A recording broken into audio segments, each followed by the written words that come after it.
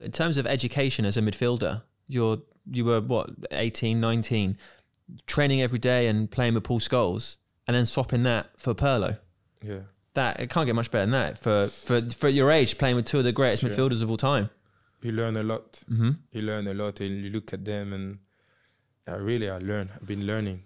It was unbelievable for me, you know, seeing them training like that. It just pushed me like, okay, I have to work out. There's a lot of more to do, you know. Pirlo and Paul Scholes, obviously, as those midfielder that, you know, to control the game, they are the players to look at, you know. So I really learned from them a lot. Did you ever feel that you had to show Manchester United what you could do, even though it was in Italy? Yeah. To prove a point? Yeah. And that was the drive, and... It was, to be honest, it was one thing, you know, because... I'll show you. Yeah, I will show them that they should have put me, you know? Yeah, absolutely. Kind of, that was one point, very important point. And I wanted to show them and show obviously the world that, and because a lot of people talk about, oh, he moved to Juventus, why? Big mistake, is a mistake, is at Manchester United, whatever, you know, a lot of people talk about this. I say, okay, it's no problem. We will see. At the end, we will see. I will show them what I can do by coming on, obviously, by coming on, and so, yeah, it's a challenge for me, and I'm a challenger. I love challenge. So, where do you get that inner strength and confidence from? Is that something from your family, or that real belief in yourself? Brothers, I think it's a bit everything. You know. My parents came from Africa. I get to France, you know, they work hard for me.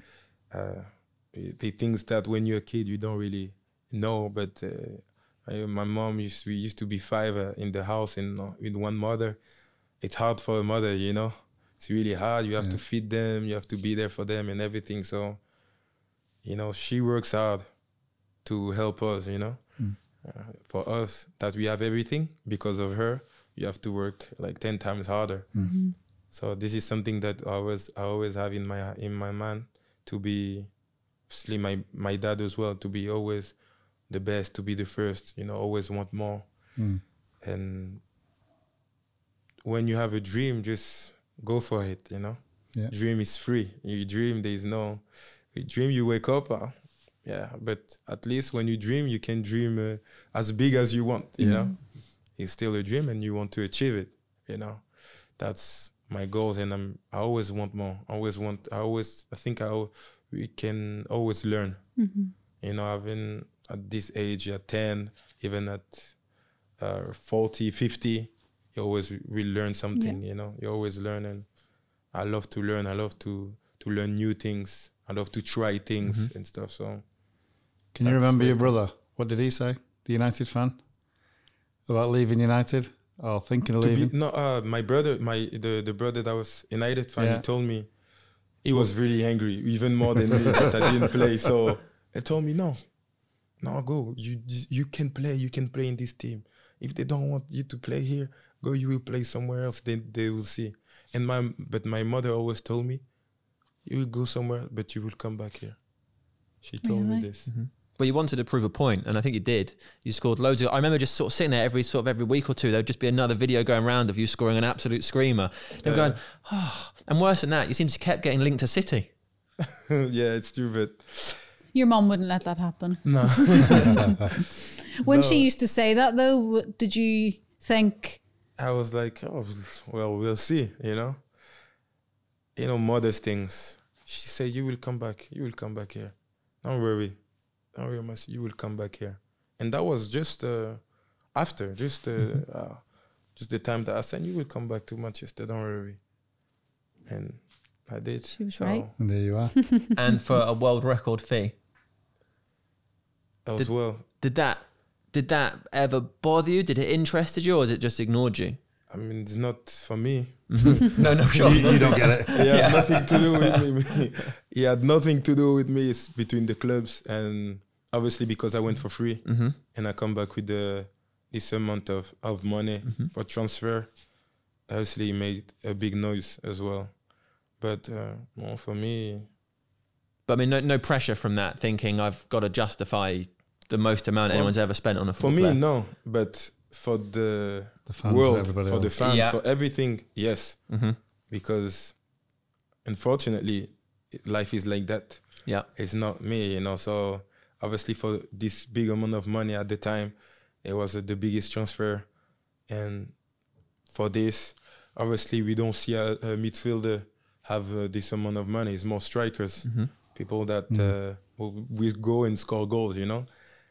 And to see that for a midfielder, for them that the statue has to score goals and make assists and make saves as well, you know. Even if I'm not a goalkeeper, I have to save, you know. I have to do probably more things, so they see more the transfer fee than. When you realised you're coming back to Old Trafford, having left Juventus, did you then think, I'm ready for it now, ready for the first team, ready to show Manchester United fans what I can really do? Yeah, when I came back, I was really happy to come back. I said I left it and I didn't finish. I start something that I didn't finish. Yeah, just went somewhere else. You must love the club. It was Then alone. I came back, you know. That's the thing, isn't it? Finish it. Yeah. You know? So obviously that coming back here where I started, for me it was like I was really happy now.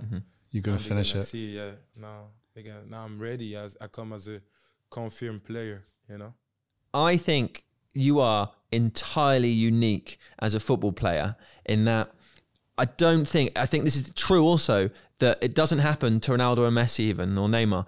When you've been injured, still every single press conference, every single day, there are news stories about you, which doesn't happen, I think, of anybody else. Like if Messi's injured, then all they'll ask at Barcelona is any update on when Messi's fit. But people obsess over you in a way that I don't think they do about everybody else. Do you think that that's fair? Is it weird being in the eye of that storm and being like, everyone's going crazy again, I'm just sitting here eating Weetabix? And like, do you ever Google yourself to find out what the latest mad news story is? It's a lot of questions. To be honest, It was a lot of questions. I got excited. I guess they miss me. I don't know. Yeah. I don't know, because I'm not someone that looks always at. Don't look always at Sky News or just when I sit down and he's on. I will look.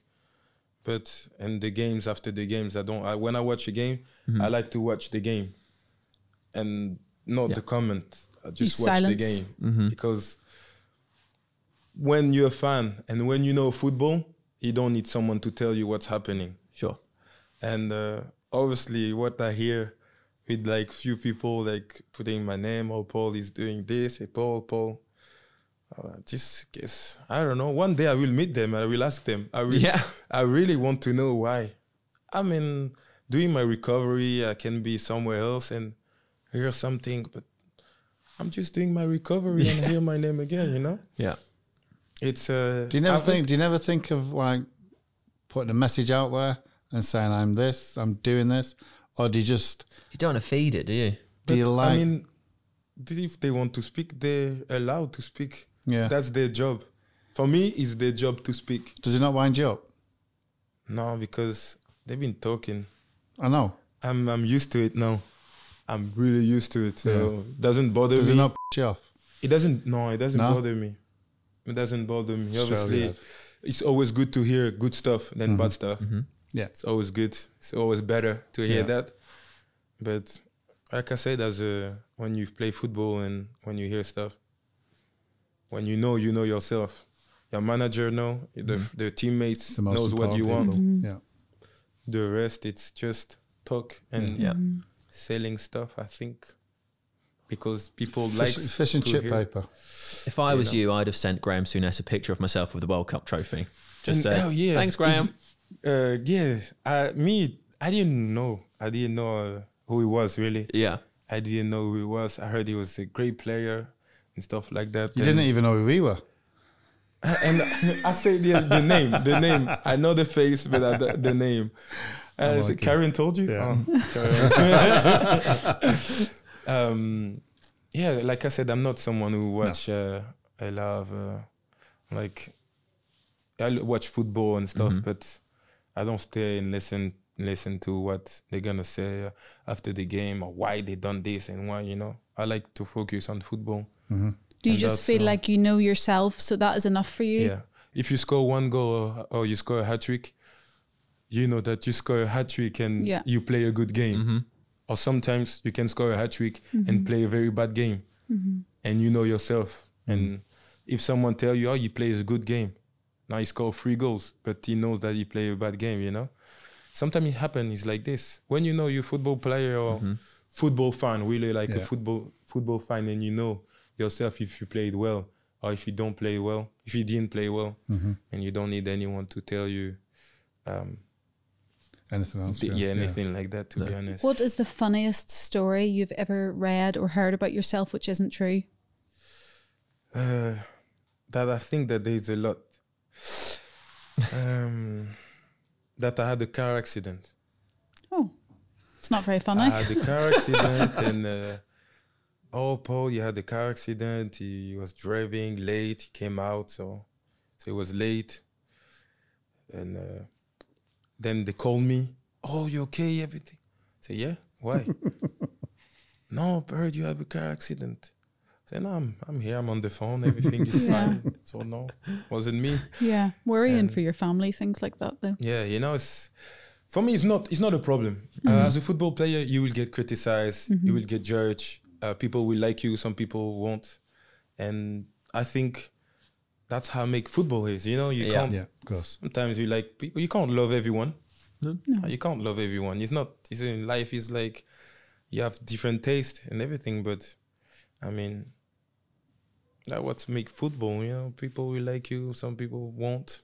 But criticizing football will happen. Yeah. And if you focus on that, you're that person. As long as Ollie likes you, that is most important right now. Like I said, like the manager knows, you play football. Yeah. You give your best. You give everything on the pitch, and really that's all matters.